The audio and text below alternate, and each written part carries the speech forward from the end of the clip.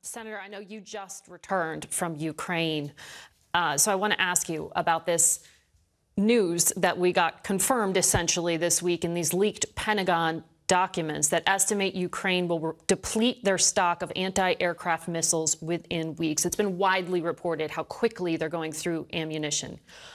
How concerned are you that this is going to give Russia the opportunity to have air superiority? Well, Margaret, I spent 25 years in the United States Navy. I flew in combat. This is my first time I've actually, went to a war zone, a country that's been brutally attacked by Vladimir Putin.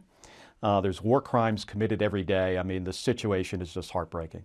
One of the things we were looking at was, their ammunition supply. I don't want to comment specifically on the classified intelligence here, but we have to make sure that we continue to give them the weapons and the weapon systems that they need to be successful. We cannot allow Putin to win this thing.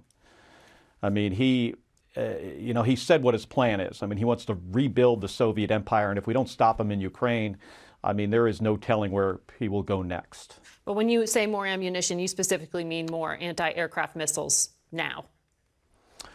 No, I mean, there's, rounds for their howitzers.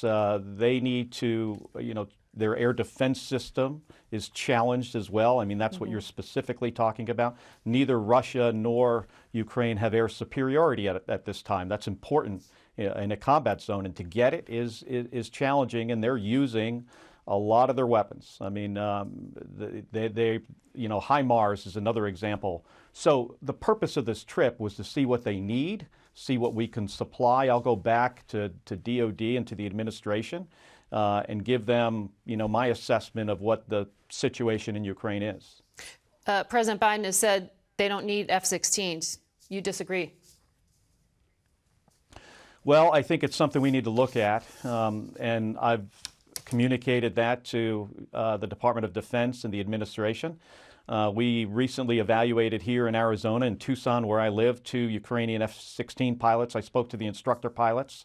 It's still unclear exactly how they want to use the F-16. They're looking for the next game changer.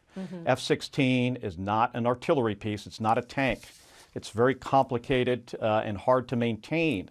Yeah. We've also looked at some other options. I mean, there are other countries that have F-16s as well.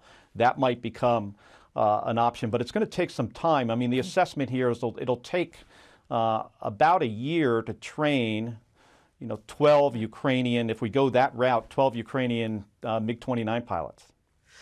Senator Kelly, it's good to have you on the program. We hope to have you back. We're going to have to leave it there for today.